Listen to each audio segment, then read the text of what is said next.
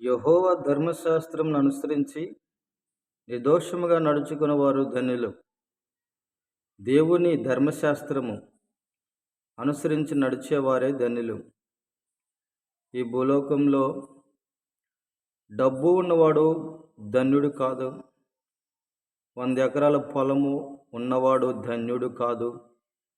₹1,00,00,000 డబ్బులు ఉన్నవాడు ధన్యుడు కాదు. 10 ట్రాక్టర్లు 10 కార్లు ఉన్నవాడు ధన్యుడు కాదు. విమానంలో తిరిగేవాడు ధన్యుడు కాదు.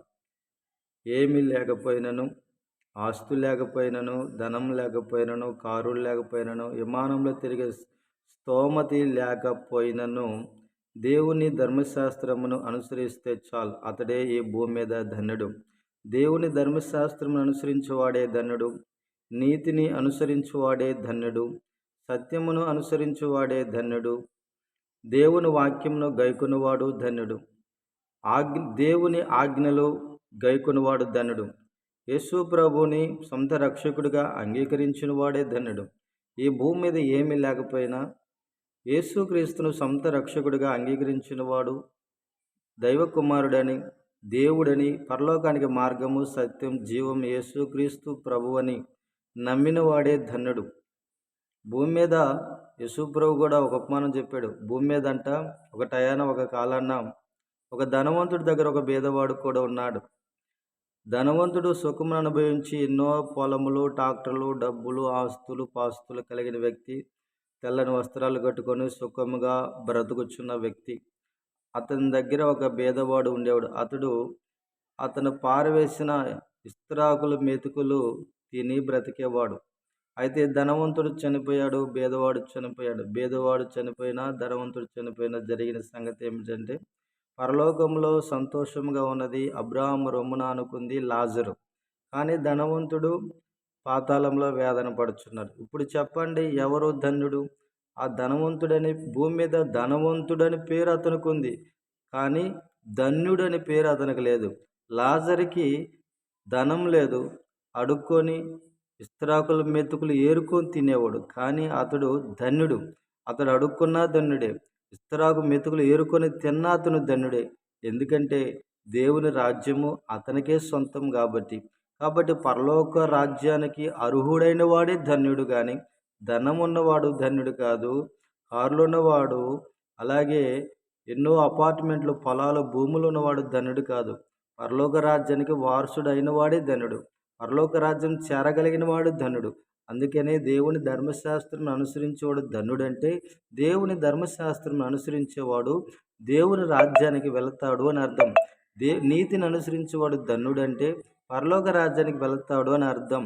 సత్యాన్ని అనుసరించేవాడు ధన్యుడు అంటే పరలోకానికి వెళ్తాడు అని అర్థం. ఆత్మవిషయమై దీనులైన వారు ధన్యులు అంటే అతడు పరలోకానికి వెళ్తాడు అని అర్థం. అలాగే దుఃఖపడేవారు ధనులు, వారు ఓదార్చబడతారు. క్రీస్తు నిమిత్తము నువ్వు బాధ అనుభవించినా ధన్యుడివే. దేవుని రాజ్యము కొరకు బాధ అనుభవించినా నువ్వు ధన్యుడివే. దేవుని రాజ్యము కొరకు శ్రమను అనుభవించినా నువ్వు ధన్యుడివే. దేవుని రాజ్యం కొరకు కష్టాలు అనుభవించినా ధన్యుడివే. దేవుని రాజ్యం కొరకు నిందలు అనుభవించినా నువ్వు ధన్యుడివే.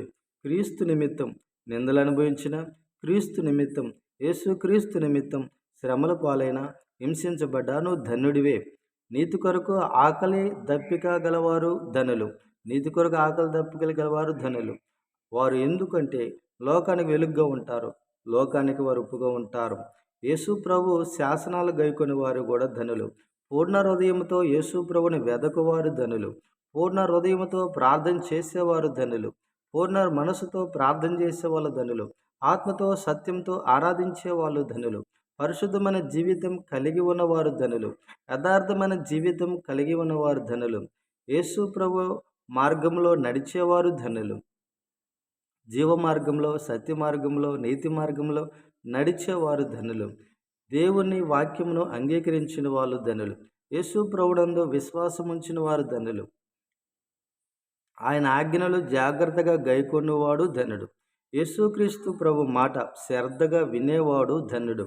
కాబట్టి మనుషులు మాట వినువాడి కంటే దేవుని మాట వినువాడే గొప్పవాడు. దేవుని వాక్యమును పాటించువాడే గొప్పవాడు. ఈ లోకంలో గొప్పవారంటే డబ్బున్నోళ్ళు గొప్పవారు అనుకుంటారు. 10 కార్లుంటే గొప్పవాడు అనుకుంటారు. 10 బంగళాలుంటే గొప్పవాడు అనుకుంటారు. 100 ఎకరాల పొలం ఉంటే గొప్పవాడు అనుకుంటారు. కాదు, యేసు ప్రభు దృష్టిలో వారు గొప్పోళ్ళు కాదు. యేసు ప్రభు దృష్టిలో గొప్పవారు ఎవరంటే, తన్ను తాను తగ్గించుకున్నవాడు యేసు ప్రభు దృష్టిలో గొప్పవాడు. నీతి మార్గం నడిచినవాడు యేసు ప్రభు దృష్టిలో గొప్పవాడు. సత్యంను అనుసరించేవాడు యేసు ప్రభు దృష్టిలో గొప్పవాడు. ఆజ్ఞలు గైకొనివాడు యేసు ప్రభు దృష్టిలో గొప్పవాడు. నీతిని, సత్యమును, న్యాయమును అనుసరించేవాడు యేసు ప్రభు దృష్టిలో గొప్పవాడు. దేవుని ధర్మశాస్త్రం అనుసరించేవాడు యేసు ప్రభు దృష్టిలో గొప్పవాడు. హృదయపూర్వకముగా నిజం పలుకువాడు యేసు ప్రభు దృష్టిలో గొప్పవాడు. యథార్థ ప్రవర్తన కలిగి ఉన్నవాడు యేసు ప్రభు దృష్టిలో గొప్పవాడు. అబద్ధం ఆడక నిజం పలుకువాడు యేసు ప్రభు దృష్టిలో గొప్పవాడు. అలాగే యేసు ప్రభు కొరకు నిందలైన, శ్రమలైన, బాధలైన అనుభవించిన వాడు యేసు ప్రభు దృష్టిలో గొప్పవాడు. లోకంలో డబ్బుంటూ గొప్పవాళ్ళనుకుంటారు, కానీ యేసు ప్రభు తన్ను తాను తగ్గించుకున్న వాడిని గొప్పవాడిగా ఎంచుతాడు. పరిశుద్ధమైన జీవితం కలిగి ఉన్నవాడిని యేసు ప్రభు గొప్పవానిగా ఎంచుతాడు.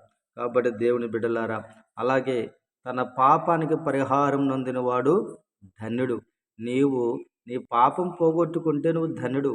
నువ్వు కోట్ల డబ్బు కలిగి ఉన్నా నువ్వు పాపాన్ని పోగొట్టుకోకపోతే నువ్వు ధన్యుడువు కాదు. నువ్వు కోట్లకు డబ్బులు, లక్షాధికారివైనా, కోట్లకు అధికారివైనా నీవు గొప్పవాడవు కాదు. యేసు ప్రభు దృష్టిలో గొప్పవాడవు కాదు. నీవు నీ పాపాన్ని పోగొట్టుకుంటే, నీ పాపాన్ని పరిహారం చేసుకుంటే నువ్వు యేసు ప్రభు దృష్టిలో గొప్పవాడివి. యేసు ప్రభు దృష్టిలో ధనుడు అంటే పాపాన్ని పోగొట్టుకున్నవాడు ధనుడు, శాపాన్ని పోగొట్టుకున్నవాడు ధనుడు, అపవిత్రతను పోగొట్టుకున్నవాడు ధన్యుడు, పరిశుద్ధమైన జీవితం కలిగి ఉన్నవాడు ధన్యుడు, యేసు రక్తంలో కడగబడినవాడు ధన్యుడు.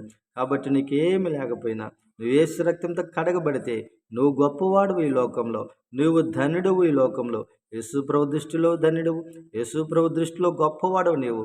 కాబట్టి నువ్వేమి లేకపోయినా దిగులు పడిన అవసరం లేదు. నేను యేసు రక్తంతో కడగబడి ఉన్నాను. నేను యేసుక్రీస్తును సొంత రక్షకుడు అంగీకరించి ఉన్నాను. నేను క్రీస్తు యేసుని కలిగి ఉన్నాను. కాబట్టి నేను గొప్పవాణ్ణి, నేను ధన్యునని నీవు ఎంచుకున్నాము. ఎందుకంటే యేసు ప్రభు ధనవంతులకి దొరకలేదు, భేదవాడైన నీకే యేసు ప్రభు దొరికినాడు. ఆయన మార్గం నీవు అనుసరిస్తున్నావు, ఆయన ఆజ్ఞలు నువ్వు గైకొంటున్నావు, ఆయన మాట నువ్వు వింటున్నావు. అందుకని నువ్వు గొప్పవాడివి, నువ్వు ధన్యుడివి. అందుకని నేను ధన్యుడును, నేను గొప్పవాడనని యేసు ప్రభు నమ్మిన నీవు నీ మనస్సులో గొప్పగా ఎంచుకున్నాము, గొప్పగా సంతోషపడు. నేను గొప్పవాడిని, నేను ధన్యుణ్ణి, నేను యేసు ప్రభు నమ్ముకున్నాను, యేసయ్య మార్గంలో ఉన్నాను, యేసయ్య మార్గంలో ఉన్నాను, నేను యేసయ్య మాట వింటున్నాను, యేసయ్య ఆజ్ఞలు గైకొంటున్నాను, తండ్రి చిత్తము చేస్తూ ఉన్నాను. కాబట్టి నేనే గొప్పవాడిని. తండ్రి చిత్తం చేస్తున్న నువ్వు గొప్పవాడివి. తండ్రి చిత్తానికి వ్యతిరేకంగా నడుస్తున్న ఈ లోకంలో ఉన్న ప్రజలు గొప్పవాళ్ళు కాదు. దేవుని మాట వినకుండా లోకములు వాళ్ళ ఇష్టానుసారంగా తిరుగుచున్న వాళ్ళు గొప్పవాళ్ళు కాదు. యేసయ్య మాట వింటున్న నీవు గొప్పవాడివి. యేసయ్య చిత్తం చేస్తున్న నీవు గొప్ప దానవు. కాబట్టి విశ్వసించు, నేను గొప్పవాడినని.